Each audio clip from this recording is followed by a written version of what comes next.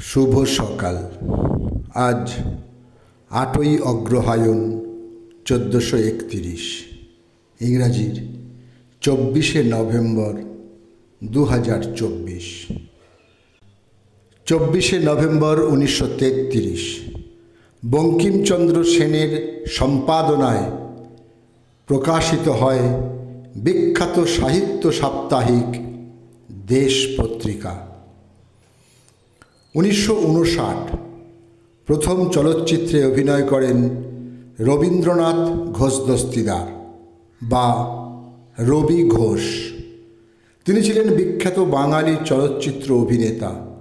সত্যজিৎ রায়ের চলচ্চিত্রে তাকে নিয়মিত অভিনয় করতে দেখা গেছে। চলচ্চিত্র ছাড়াও তিনি বাংলা নাট্যমঞ্চ এবং দূরদর্শনে প্রভূত অভিনয় করেছেন।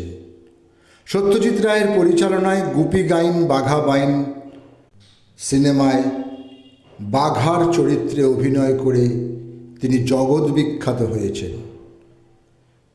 24শে নভেম্বর 1931 তিনি কলকাতায় জন্মগ্রহণ করেন। ভারতের জাতীয়তাবাদী আইনজীবী ও রাজনৈতিক নেতা বীরেন্দ্রনাথ শাসমলের আজ মৃত্যুদিন। 24শে নভেম্বর 1934 সালে তাঁর মৃত্যু হয়। দেশের রাজনীতিতে অবদান ও সংস্কারমূলক কাজের জন্য তাঁকে দেশপ্রাণ উপাধিতে সম্মানিত করা হয়েছিল। ভারতের স্বাধীনতা আন্দোলনের সশস্ত্র বিপ্লবীদের প্রতি সহানুভূতি পোষণ করেন এবং বহু মামলা বিপ্লবীদের হয়ে তিনি লড়াই করেছেন বিনা পারিশ্রমিকে। ভারতীয় সিনেমার প্রথম মহিলা কমেডিয়ান উমা দেবী খত্রি বা টুনটুন। উমা দেবী প্রধানত নেপথ্য গায়িকা হিসেবেই পা রেখেছিলেন বলিউডে, তবে অভিনয়ের জন্য বেছে নিয়েছিলেন ছদ্মনাম টুনটুন। 24শে নভেম্বর 2003 আন্ধেরিতে তিনি শেষ নিঃশ্বাস ত্যাগ করেন। কেউ বলেছেন মিশুকে মানুষ, কেউ বলেছেন বুড়োদা, আবার কেউ বলেছেন সখা হে, কেউ তাকে বলেছেন এক তন্নিষ্ঠ নটুয়া।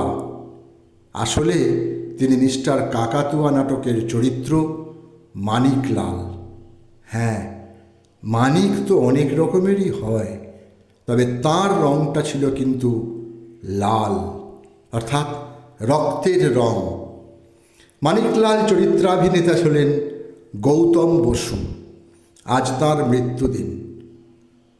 মশাবাহিত এক ভয়ঙ্কর ডেঙ্গিতে তিনি ইহলোক বা বলতে পারেন ইহলোকের রঙ্গমঞ্চ থেকে চিরবিদায় নেন 24শে নভেম্বর 2012।